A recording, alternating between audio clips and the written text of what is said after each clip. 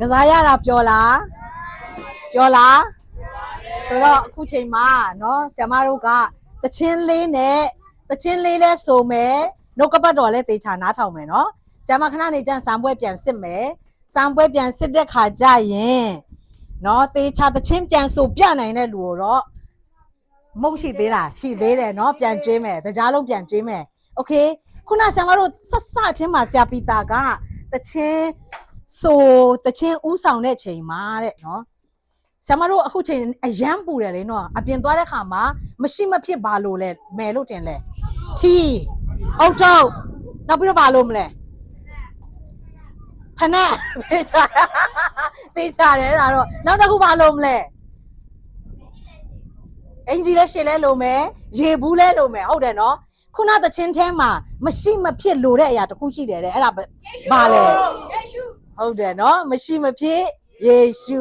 ဆိုတော့ဒီနေ့ဆရာမကအဲ့ဒီယေရှုအကြောင်းကိုနော်သချင်းလေးနဲ့ဆရာမကသင်ပေးမယ်ယေရှုဆိုတာကြားဘူးလားကြားပါတယ်နည်းနည်းတော့ပြောကြည့်အောင်ကတုံးရှိတ်လေးတွေကတုံးရှိတ်လေးတွေအော်ရေတောက်ချင်ရတယ်တတ်သွားတော့နော်โอเคအခုစပိုင်ဒါမန်အနီကောင်နဲ့အပြာကောင်မတည့်ရပါအောင်စပိုင်ဒါမန်နှစ်ကောင်အနီကောင်နဲ့အပြာကောင်မိုက်တယ်ဗျာโอเคယေရှုကိုကြားဘူးလားကြားဘူးတယ်အဲ့ဆိုယေရှုကဘလို့လို့သားအသိထားတယ်ယေရှုဆိုတာဘလို့လဲမင်္ဂလာတုံကလာတဲ့လူလားဒါမှမလို့ရှင်မော်ဘီကနေလာတဲ့လူလားမင်္ဂလာယေရှုကဘလို့မျိုးလို့သားသိထားတာလေပြောကြည့်တခုပြောကြည့်ယေရှုဆိုတာဘာလဲမင်္ဂလာတုံကလာတဲ့လူဆိုအရန်သူကအရန်ချောတာလားအရန်တကိုးကြီးတာလားဘာဖြစ်လဲသားသိတာပြောဟမ်တကိုးကြီးတာโอ้ဟုတ်လားတတရောပြောကြည့်တခုယေရှုကိုဆရာမဘလို့သင်ပေးရတယ်တတဘလို့သိရတယ်ယေရှုဆိုတာဘလို့လဲမော်ဘီယာလာလို့ပြောတယ်နော်တယောက်ကမင်္ဂလာဟမ်ဘလို့နားလဲဘလို့သိထားလဲမော်ဘီယာအိုးမော်ဘီယာအရန်သဘောကျသွားထိုင်ပါအောင်လက်ခုပ်တီးပေးပါအောင်သူတို့နှစ်ယောက်တဲ့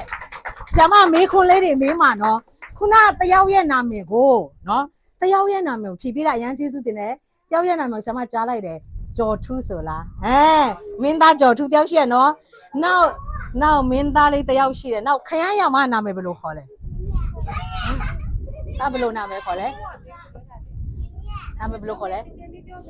မြင့်မြတ်နဲ့ကျော်ထူးမင်းသားတယ်ပဲဒါလည်းမင်းသားပဲဘယ်ကမင်းသားတယ်ထောက်ချက်မင်းသားလားโอเคနော်နောက်ထပ်မင်းကလေးတယောက်မမကောက်လေးခုနတတိထားမိတယ်မမနာမည်ဘယ်လိုခေါ်လဲသမီးနာမည်ဘယ်လိုခေါ်လဲမျက်စုနော်မျက်စုโอเคမျက်စုနောက်ပြီးတော့โอเคရှမ်ဝဲလ်တယောက်ကတော့ဆရာမသိပြီမင်းကလေးတယောက်โอเคပန်းရောင်လေးနဲ့စင်ဒရဲလာလေးသမီးနာမည်ဘယ်လိုခေါ်လဲရှင်ဟန်ယတီနော်ယတီနဲ့မျက်စုโอเคမင်းကလေးတွေကိုဆရာမခေါ်တဲ့ခါကျရင်ရှင်းလို့ထူပေးနော်ဥမာမျက်စုရေလို့ဆရာမခေါ်ရင်ရှင်းလို့ထူပေးရနော်ယောက်ျားလေးကိုကြော်ထူးရေလို့ဆရာမခေါ်ရင်ဗျာဗျရှင်းလို့မထူးနဲ့နော်ဗျာလို့ထူပေးနော်ရမယ်နော်โอเคမြင့်မြတ်ရေတိုးလုံးသေးတယ်ဗျာလို့ထူပေးအောင်မြင့်မြတ်ရေဗျာโอเคကြော်ထူးရေမျက်စုရေရှင်းယတိရေအရန်တော်တယ်လက်ခုပ်တီးပေးပါဦးသူတို့ကဘာလို့ဆ iam ကခေါ်တဲ့ခါမှာသူတို့ကဘာလို့ထူးတာလဲခေါ်လို့ဟုတ်တယ်အဲ့ဒါလည်းမှန်တယ်နောက်ပြီးတော့ဘာဖြစ်လို့လဲနောက်တစ်ခုပြောကြည့်ပါဦးသူတို့ကဘာလို့လဲကြားလို့သူတို့နာမည်မလို့ဟုတ်တယ်နောက်တစ်ခုပြောပါဦးဆက်ပြောကြည့်ပါဦးဘာလို့လဲဘာလို့ထူးနိုင်တာလဲဘာသာရှိလို့မှန်တယ်နောက်ထပ်ပြောကြည့်ပါဦးဘာသာရှိလို့ဟုတ်တယ်ဘာသာရှိတိုင်းလည်းမထူးနိုင်တော့တဲ့အချိန်ရှိတယ်နော်ဘယ်ချိန်မှလဲဘာသာရှိပေမဲ့တဲ့ချိန်ဟုတ်ပြီဘယ်ချိန်မှလဲ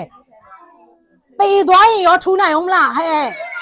ဆရာမအဖွားဆိုရင်ပြီးခဲ့တဲ့2025မှာဆုံးသွားတယ်နော်ဥမာဆရာမကအဖွားရေလို့ခေါ်အဖွားတူးနိုင်မလား ဒါမဲ့ယတီနဲ့မျက်စုတို့ကပါလေအသက်ရှင်နေတယ်ဒီမှာထိုင်နေတယ်ပါဇက်ကလည်းအကောင်းကြီးပဲရှိသေးတယ်လူကလည်းလက်လက်ဆက်ဆက်နောက်ပြီးတော့နားကလည်းကောင်းကောင်းကြားသေးတယ်ဒါကြောင့်မို့ဆရာမခေါ်တဲ့အခါမှာပါလေထူးနိုင်တယ်ဒီနေ့ဆရာမပြောမဲ့ယေရှုကခေါ်ရင်ထူးတဲ့ဖရားဖြစ်တယ်ပြောကြည့်ပါဦးခေါ်ရင်ထူးတဲ့ဖရားဖြစ်တယ်ဘာလို့ခေါ်ရင်ထူးတာလဲဆိုတော့ तू ကဘာလို့လဲအသက်ရှင်လို့ဖြစ်တယ်ဘာဖြစ်လို့လဲအသက်ရှင်လို့အသက်ရှင်ယုံပြင်မဟုတ်ဘူး तू ကဘာလဲကြားလဲကြားတယ်နားမထိုင်ဘူးတချို့လူတွေအသက်ရှင်ပေးမဲ့ပါလဲမကြားဘူးเนาะကြော်ထူးရေလို့15ခါခေါ်မဲ့အဖွာနားထိုင်တဲ့လူစဉ်မကြားဘူးဒါမဲ့ဒီနေ့ဆရာမပြောပြမဲ့ယေရှုကပါလဲခေါ်ရင်ထူးတဲ့ဖျားမင်္ဂလာတုံသားမော်ပြီးသားမဟုတ်တော့ခေါ်ရင်ထူးတဲ့ဖျားဆိုကြည့်မယ်နော်3ခေါက်ခေါ်ရင်ထူးတဲ့ဖျားဆိုကြည့်ပါဦးနောက်တစ်ခေါက်ခေါ်ရင်ထူးတဲ့ဖျားနောက်တစ်ခေါက်ခေါ်ရင်ထူးတဲ့ဖျားဆရာမတို့ဒီနေ့ပြောပြမဲ့ယေရှုကခေါ်တဲ့အခါမှာထူးတဲ့ဖရားဖြစ်တယ် action နဲ့လုပ်ကြည့်အောင်နော်ခေါ်ရင်ဆိုရင်ဒီလိုလေပါစနားလေးမှာဒီလေလေးလုပ်ပါခေါ်ရင်ထူးတဲ့ဖရားနော်ခေါ်ရင်ထူးတဲ့ဖရား3ကခေါ်ရင်ထူးတဲ့ဖရားခေါ်ရင်ထူးတဲ့ဖရားခေါ်ရင်ထူးတဲ့ဖရားPower Ranger မမိဘူးလား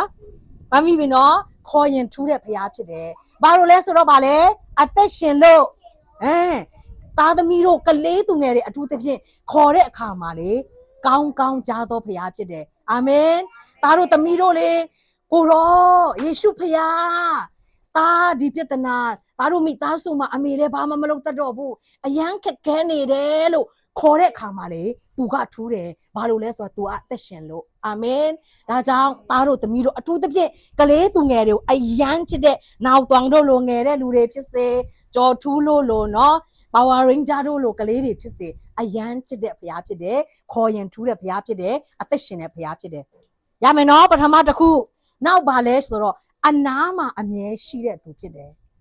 သားတို့သမီးတို့ဆ iam မဆိုရင်လေဆ iam မရဲ့မိဘနှစ်ပါးစလုံးကဆ iam မရဲ့အနာမှာမရှိတော့ဘူးတချို့ကလေးတွေဆိုရင်ဦးလေးတွေအတော်တွေနဲ့နေရတဲ့လူရှိမယ်မွေးကလေးကားစနော်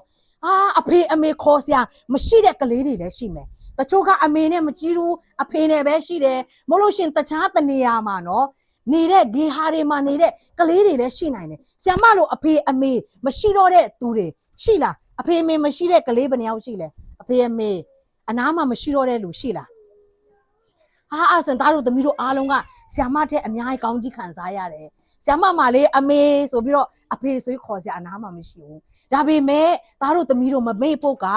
ဆ iam မတို့သားတို့သမီးတို့အနားမှာမမြင်ရပေမဲ့ဘသူရှိနေလဲဆိုတော့ယေရှုဖရားရှိနေတယ်ဘသူရှိလဲယေရှုရှိနေတယ်ဘသူရှိနေလဲယေရှုရှိနေတယ်သူ့ရဲ့နာမည်ကလေအေမာနွေလလို့လည်းခေါ်ပါသေးတယ်သူရဲ့နာမည်ကဘာလို့ခေါ်လဲအေမာနွေလဆိုတာရဲ့အဓိပ္ပာယ်ကလေသားတို့သမီးတို့ဆ iam မတို့နဲ့အတူရှိတဲ့ဘုရားလို့အဓိပ္ပာယ်ရတယ်ဒါကြောင့်သားတို့သမီးတို့အားငယ်ဆရာလို့လားမလို့ဘူးမိဘတွေအမတွေအကိုတွေအနားမှာမရှိဘူးအခုချိန်မှာဆိုရင်ပိုဆိုးတယ်နော်အခုချိန်မှာဆိုရင်တချို့လူငယ်တွေဆိုရင်နော်ဒီမှာတော်ဆောင်တို့ရွယ်နေပြီးတော့အရွယ်တွေဆိုရင်လူငယ်လေးတွေဆိုဟိုးအဝေးကြီးမှာလေသွားနေရတယ်နော်စစ်ရှောင်ပြီးသွားတဲ့လူရှိတယ်အဝေးမိဘနဲ့ဝေးတဲ့နေရာမှာသွားနေရတဲ့ကလေးတွေရှိတဲ့အခါမှာလဲရှိတယ်ဆိုရင်လဲနော်ဥမာတော်ဆောင်ဆိုရင်ကလေးမျိုးမှာနော်မိဘတွေရှိတယ်ဒါမဲ့သူရန်ကုန်မှာလာနေတယ်ဘဝအတွက်စံပွဲအတွက်သူရွတ်ချွန်နဲ့ဒီမှာလာပြီးတော့ပညာစီးပူးနေတဲ့အချိန်ဖြစ်တယ်မိဘတွေအနားမှာမရှိဘူးအားငယ်တဲ့အချိန်ဆိုရှိမှာပဲဒါမဲ့အဲ့အချိန်မှာဘသူရှိနေလဲအေမာနွေလယေရှုရှိနေတယ်ပြောကြည့်ပါဦးအေမာနွေလရှုရှိနေတယ်ဟုတ်တယ်နော်အနားမှာဘသူရှိလဲအေမာနွေလယေရှုရှိနေတယ်ဒါကြောင့်မို့ခေါ်ရင်ထူးတဲ့ဖျားအနာမှာအမြဲရှိသူလို့ပြောမလားအနာမှာအမြဲရှိသူဒီလိုလုပ်ကြည့်ပါဦးအနာမှာအမြဲရှိသူပြောကြည့်ပါဦးအနာမှာအမြဲရှိသူနောက်သွားလုပ်ကြည့်ပါဦးအနာမှာအမြဲရှိသူခေါ်ရင်ထူးတဲ့ဖျားအစနေဆိုကြည့်အောင်ခေါ်ရင်ထူးတဲ့ဖျား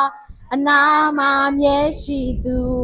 အနာမှာအမြဲတမ်းရှိနေတဲ့ဖျားဖြစ်တယ်ဆိုတော့ဆရာမတို့နှစ်ခုပြောပြီနော်ခေါ်ရင်ထူးတယ်အသက်ရှင်တယ် အနာမှာအမြဲရှိတယ်အေမာနွေလဘုရားဖြစ်တယ်နောက်တစ်ခုကဘာလဲဆိုတော့ကယ်တင်ခြင်းအလို့ငါတဲ့ဒီလောကမှာခုနလည်းဆရာမအင်မရာပြောပြတယ်နော်ခရစ်စမတ်ဆိုတာကဘာလဲဆိုတော့ဆရာမတို့အမြဲတမ်းခရစ်စမတ်ပွဲတွေကျင်းပတဲ့ခါမှာလည်းဘာလဲဆိုတော့ယေရှုကဒီလောကကိုကြွလာတာဘာလို့ကြွလာလဲဆိုတော့သားတို့သမီးတို့ဆရာမအတွက်ဖြစ်တယ်ဆရာမတို့တွေကမလိမ်ဘူးတဲ့လူရှင်လက်ထောင်အောင်မိဘကိုတခါမှမလိမ်ဘူးเนาะမိဘကိုចောင်းသွားမယ်လို့ပြောပြီးဘောလုံးခိုးမကန်ဘူးတငယ်ချင်းတွေကိုအလစ်မှမထိုးလိုက်ဘူးလုံးဝမလိမ်ဘူးဆိုရင်လက်တောင်မအောင်မလိမ်ဘူးတဲ့လူတကယ်လားလုံးဝမလိမ်ဘူးလားအိမ်စာလောက်ခိုင်းတဲ့ခါမှာလောက်တာအများတန်းလောက်လားတခြားလောက်တယ်လုံးဝမလိမ်ဘူးဟုတ်ပြီနော်โอเคမလိမ်ဘူးတဲ့လူတယောက်ရှိတယ်မလိမ်ဘူးပေါ့တငယ်ချင်းတွေကိုလည်းမလိမ်ဘူးဘိုက်မနာပေမဲ့ကျောင်းမသွားချင်လို့ဘိုက်နာတယ်မမေမသွားချင်ဘူးဆိုရင်မလိမ်ဘူးလားမလိမ်ဘူးโอเคအဲ့ဆိုတော့သူတော်စင်2ယောက်ရှိတယ်ဆရာမတို့ကလေနော်ကောင်းတာလုပ်ပေးကောင်းတာလုပ်ချင်တယ်နော်ကျောင်းကိုစောသားစာစူးစမ်းမယ်လို့ပြောတယ်ဒါမဲ့ဘာလဲ game ဆော့ချင်တယ်နောက်ပြီးတော့လေလောဘကြီးတဲ့ဆရာမတို့ဖြစ်တယ်ဥမာဆရာမအင်မရာကတရားလုံးတစ်လုံးပေးတယ်နှလုံးလိုချင်တယ်အင်ကြီးတစ်ထဲအယုတ်တစ်ခုရရင်ဘာလဲ2ခုလိုချင်တယ်တခြားလူတွေမှာရှိရင်ဆရာမတို့ဗာလဲမနာလို့စိတ်ဆိုတာကလေးလေးတွေမှာလည်းရှိတယ်နော်โอเคဥပမာတစ်ခုပြောပြမယ်မွေးကင်းစကလေးကလေဟဲဆိုရီပြီးတော့မွေးလာလားမွေးဆိုတော့နော်အရန်ငိုပြီးတော့ဒီလောကထဲကိုရောက်လာလားဘယ်လိုရောက်လာလဲရီပြီးတော့ရောက်လာလားငိုပြီးတော့ရောက်လာလားဒီလောကထဲမှာငိုပြီးတော့ရောက်လာတယ်နော်ငိုပြီးတော့ရောက်လာတယ်နော်ဟုတ်တယ်နော်မငိုရင်တောင်မှဟဲ့ဒီကလေးကဘာဖြစ်လာလဲဆိုဖက်နဲ့ပင်လေးတွေကိုရိုက်ပြီးတော့ငိုအောင်လုပ်ရတယ်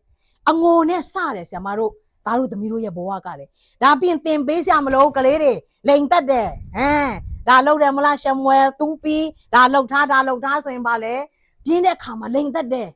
နော်လိန်တက်တယ်ဆရာမတို့ကလေဟုတ်လားဟုတ်ပါတယ်ယောက်ျားလေးတွေအများဆိုတော့ထောက်ခံတယ်ဘာလို့ဆိုသူတို့ကောင်းသိနေတယ်နော်ဆရာမတို့ကနော်ကောင်းချင်ပေမဲ့အားစာရန်စူးစမ်းချင်တယ်ဒါပေမဲ့အရန်အိတ်ချင်တယ်နော်ဘောလုံးခိုးပြီးတော့ဆော့ချင်တယ်အမျိုးမျိုးနော်ဆရာမတို့ကလိန်တက်တဲ့လူဖြစ်တယ်အပြစ်သားဖြစ်တယ်အပြစ်သားဆိုတာကလေနော်စကားနားမထောင်တဲ့လူတွေဖြစ်တယ်အခုဆရာမကတေးသေးချာနားထောင်ပါလို့ပြောပေမဲ့ဘိုက်ကင်ပြီးတော့ဆော့နေတဲ့လူတွေရှိရနော်ဆရာမတို့စကားလည်းနားမထောင်နိုင်ဘူးသင်ပေးဆရာမလို့ပဲနဲ့လိန်နာတတ်တယ်လောဘဆိုတာလေကလေးတွေမှာလည်းရှိတယ်နော်နောက်ပြီးတော့ဗာလဲဒေါသဆိုတာလည်းရှိတယ်လူတိုင်းမှာရှိတယ်အရန်ဒေါသကြီးတယ်နော်သူ့ဒီလောက်အရွယ်ကလေးလေးတောင်မှရင်ခွင်ပိုက်ကလေးလေးတောင်မှနော်ဒေါသဒီနဲ့မွေးဖွားလာတဲ့အပြစ်ရှိတဲ့လူဖြစ်တယ်ဒါပေမဲ့ယေရှုဒီလောကကိုလာတာတကြီးအဲ့ဒီအပြစ်ရှိတဲ့လူကိုကယ်တင်ဖို့နော်ယေရှုရဲ့နာမည်ကလေအပြစ်မကယ်ချွတ်မဲ့သူတဲ့ခေါ်သေးတယ်နော်အဲ့ဆိုရင်ဆရာမနောက်တစ်ခုဆရာမနောက်ကနေ3ကောင်းလိုက်ဆိုပါယေရှုဆိုတာကအပြစ်မကယ်ချွတ်မဲ့သူโอเคပြောကြည့်မယ်နော်ယေရှုကအပြစ်မကယ်ချွတ်မဲ့သူယေရှုအပြစ်မကယ်ချွတ်မဲ့သူအပြစ်မကယ်ချွတ်မဲ့သူဖြစ်တယ်သားတို့သမီးတို့ဆရာမတို့ကလေအပြစ်ရှိတဲ့လူဖြစ်တယ်ခုနငရဲဆိုတာအယမ်းပူတယ်ခုချိန်မှာဆရာတို့ပန်ကာတွေနဲ့နော်ရက်တောင်နေနဲ့ရက်ခတ်နေရတယ်ဒါပေမဲ့ငရဲကဒီချက်အယမ်းပူတယ်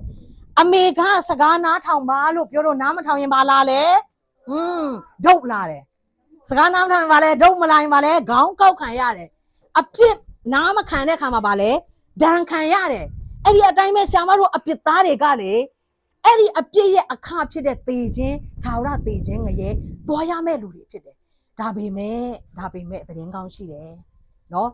နားမထောင်မိဘစကားနားမထောင်တဲ့ခါကျရင်ဒုံနဲ့စော်ခံရတယ်လို့မျိုးပဲဆရာမတို့အပြစ်သားတွေအတွက်အပြစ်ရဲ့အခကပါလေထာဝရသေခြင်းငရဲကိုတွားရမယ်ဘလို့မှလွတ်လန်းမဖြစ်နိုင်ငါစ조사မယ်ငါကောင်းလိုက်မယ်9မိနစ်လောက်ငြိမ်ထိုင်ပါဆိုရင်အရန်ခက်ခဲတဲ့ကလေးတွေအတွက်နော်လုံးဝငြိမ်မထိုင်နိုင်ခြေထောက်မလုပ်ရင်ဒူးလို့လုံးဝမထိုင်နိုင်ဘူးစကားနားထောင်နေဆိုအရန်ခက်ခဲတယ်ဘာလို့လဲဆိုတော့ဆရာမတို့အပြစ်သားဖြစ်တဲ့အခါမှာဆရာမတို့အထဲမှာအပြစ်လုပ်ခြင်းနဲ့စိတ်ကလေတွားနဲ့သူရှိနေတာဒါကြောင့်မို့အဲ့ဒီအပြစ်သားဆရာမတို့ကိုမကယ်တင်နိုင်နဲ့ဆရာမတို့ကိုကယ်တင်ဖို့ရန်အတွက်ကြွလာတော်ဘုရားဖြစ်တယ်အာမင်ကယ်တင်ဖို့ရန်အတွက်ဒီလောကမှာကြွလာတယ်အားကြောင့်မို့ခေါ်ရင်ထူးတဲ့ဘုရားအနားမှာအမြဲရှိသူကယ်တင်ခြင်းအလို့ငါနော်နောက်တစ်ခုကခေါ်ရင်ထူးတဲ့ဘုရားနားမှာအမြဲရှိသူ ကဲတင်ချင်းလို့ငါကဲတင်ချင်းဆိုဒီလိုပဲနော်ကဲတင်ချင်းလို့ငါနော်ဆရာမနောက်ထပ်ပြောပြအောင်မယ် Power Ranger 2ယောက်ကိုပဲပြန်ခေါ်ချင်တယ် Okay Spider-Man ကဘာလုပ်လဲ Spider-Man 2ယောက်အပြာကောင်နဲ့အနီကောင်ပြန်မတက်ရက်ပါအောင်အုတ်တုတ်ဆောင်ပြီးတော့ဟိုဘက်ကိုလှည့်ပါအောင်အပြာကောင်နဲ့ Spider-Man ဘာလုပ်လဲ Spider-Man ကဘာလုပ်လဲဟမ်ဘာလုပ်လဲကဘာယိုကဲတင်တယ်မှန်တယ် Batman ဘာလုပ်လဲ Batman Superman ရောလူတွေကိုကဲတင်တယ်ဒုက္ခရောက်အမျိုးသမီးတယောက်ကလေဟာတွန်းနေတယ်သူမတွန်းနိုင်ဘူးအဲ့ချိန်မှာ Superman ကဘုံဆိုလာပြီးတော့ဗာလဲအဲ့ဒီဟာကိုမကူလိုက်ပြီးတော့ကဲတင်တယ်ကူညီတယ်လူတွေကိုကူညီတယ်ကဲတင်တယ်အယမ်းမှန်တယ်ဆိုတော့ Okay Spider-Man အပြာကောင်နဲ့အနီကောင်တဲ့လက်ခုပ်ပြန်တီးပေးပါအောင် Spider-Man တို့ Superman တို့ကဘာလုပ်လဲကဲတင်ပေးတယ်ထိုင်လို့ရပြီနော်သားတို့နှစ်ယောက်အဲ့ဒီအတိုင်းပဲဒီနေ့ကဲတင်တဲ့ဆရာမပြောပြမဲ့တယောက်ရှိတယ်သူ့နာမည်က God Man Jesus ဖြစ်တယ် God Man ပြောကြည့်ပါဦးဘယ်သူလဲ God Man Spider-Man လည်းမဟုတ်ဘူးနော် Superman လည်းမဟုတ်ဒါမဲ့အပြစ်ရှိတဲ့လူကိုကယ်ဖို့ကြွလာတဲ့ God Man ဖြစ်တယ်အာမင်ဆရာမတို့အားအကြောင်းမှတ်ထားပါ God Man ကလည်းလူတွေကိုကယ်တာပဲလူတွေကိုကူညီတယ်ဒါမဲ့ဗာလဲထာဝရငရဲကြမဲ့လူတွေကိုကယ်တဲ့ God Man Jesus ဘယ်သူလဲ God Man Jesus Spider-Man မဟုတ်ဘူး Superman မဟုတ်ဘူး Batman မဟုတ်ဘူးနော် God Man Jesus ဖြစ်တယ်ဒါကြောင့်ဒီနေ့အဲ့ဒါဆရာမပြောတာ၄ခုလောက်ရှိတယ်နော်ယေရှုရဲ့နာမည်တွေရော Okay ဆိုတော့ God Man Jesus ကကယ်တင်ဖို့ကြွလာပြီးတော့အမြဲကျင်နာတဲ့ဖရားဖြစ်တယ်တဲ့နောက်ဆုံးကဗာလဲဆိုတော့အမြဲကျင်နာတယ်ဆရာမတို့ကိုနော်ဖရားသခင်ကလေလောကသားအားလုံးကိုအပြစ်ရှိတဲ့လူဖြစ်စေမရှိတဲ့လူအကုန်လုံးကိုတသားမိမိတို့အထူးသဖြင့်ကလေးတွေကိုချစ်တဲ့ဖရားသခင်ဖြစ်တယ်ဒါကြောင့်ဆရာမရဲ့နောက်ကနေဒီကျမ်းပိုက်လေးကိုလိုက်ဆိုပေးပါအောင်ဖရားသခင်ဤသားတော်ကိုယုံကြည်သောသူအပေါင်းတို့သည်ပျက်စီးခြင်းသို့မရောက်ထာဝရအသက်ကိုရစေခြင်းကဖယားသခင်သည်မိမိ၌တပါးသီးသောသားတော်ကိုဆွတော်မူသည့်တိုင်အောင်လောကီသားတို့ကိုချစ်တော်မူ၏နောက်ဆုံးမှာနော်ကျွန်တော်ကိုချစ်တော်မူ၏မိန်းကလေးတွေကကျမကိုချစ်တော်မူ၏လို့ပြောရအောင်ကျမကိုချစ်တော်မူ၏လောကီသားလို့ပြောတဲ့အခါမှာအယံများပြားတယ်အဲ့ဒီလောကီသားထဲမှာမှကျွန်တော်ကျမသားတို့သမီးတို့ကိုကယ်တင်ပြီးတော့နော်ဒီလောကကိုကြွလာပြီးတော့သိချစ်တဲ့ဖရားဖြစ်ပါတယ်ဒါကြောင့်ဒီနေ့ဆရာမပြောသွားတဲ့သချင်းလေးနဲ့နော်ခေါ်ရင်ထူးတဲ့ဖရားအနာမမြဲရှိသူကဲတင်ချင်းလို့ငါမြဲချင်နာနေသူငါဟောက်ဆိုရအောင်ဆက်လိုက်ဒီသချင်းကိုခေါ်ရင်ထူးတဲ့ဖရားအနာမမြဲရှိသူကဲတင်ချင်းလို့ငါမြဲချင်နာနေသူသုံးခေါက်နောက်ဆုံးတစ်ခေါက်ခေါ်ရင်ထူးတဲ့ဖရားနာမမြဲရှိသူကဲတင်ချင်းလို့ငါမြဲချင်နာနေသူမမိမလားဒါဆိုရင်ယေရှုလို့ပြောတဲ့အခါမှာသူဟာအပြစ်ကနေကယ်ကျွတ်တဲ့သူဖြစ်တယ်ခေါ်ရင်ထူးတဲ့အသက်ရှင်တဲ့ဘုရားဖြစ်တယ်ဒါတို့သမီးတို့အနားမှာမြဲရှိတယ်အေမာနွေလဘုရားဖြစ်တယ်သားသမီးတို့ကိုသိချစ်ပြီးတော့လက်ဝါးကားတိုင်းမှာအပြည့်ရဲ့အကျွေးကိုဆက်ပေးခဲ့တဲ့ကယ်တင်ရှင်ယေရှုဖြစ်တယ်နောက်ပြီးတော့နော်သားတို့သမီးတို့ဆရာမတို့ကိုသိချစ်တဲ့ဘုရားခင်ဖြစ်ပါတယ်ဆိုတော့နော်ဆရာမခုချိန်မှာနောက်ဆုံးမှာနော်ခဏလောက်မျက်စိမိတ်ပြီးတော့ဆရာမရဲ့နောက်ကနေအတူတကွနော်ဒီဆူတောင်းချက်ကိုလိုက်ဆိုစေချင်ပါတယ်မျက်စိမိတ်ပြီးလက်အုပ်ချီလို့ရမလားမျက်စိမိတ်ပြီးလက်အုပ်ချီလို့ရမလားဆူတောင်းတဲ့ခါယိုသေးစွာလက်အုပ်ချီပြီးတော့ခေါင်းမုံပါဆရာမနောက်ကနေလိုက်ဆိုပေးပါအောင်ယေရှုဖခင်အသက်ရှင်သောဖခင်ခေါ်ရင်ထူးသောဖခင်ဒီနေ့မှာသားတို့သမီးတို့နှလုံးသားထဲမှာနေရာယူလျက်အုပ်ဆိုးတော်မူပါယေရှုဖခင်ကိုသမီးဤသားဤအသက်သခင် ကဲတင်ရှင်အဖြစ်ယုံကြည်လက်ခံပါ၏အေမာနွေလဖယားနေ့ရက်တိုင်းမှာသားတို့သမီးတို့နဲ့အတူပါရှိတော်မူပါအသက်ဆွမ်းတဲ့အထိချစ်ပြီးတော့ရွေးနှုတ်ကယ်တင်ခဲ့သောကြောင့်ကျေးဇူးတင်ပါ၏ယေရှုနာမ၌သားသမီးတို့အသက်တာကိုစက္ကပ်အနံပါ၏အာမင်လက်ခုပ်တီးတဲ့ထိုယေရှုဖခင်ကိုကျေးဇူးတင်ရခုချိန်မှာဆရာကိုယေရှုနာမအဖြစ်ဖိတ်ခေါ်ရအောင်လက်ခုပ်တီးတဲ့တခါဆရာကိုဖိတ်ခေါ်ရအောင်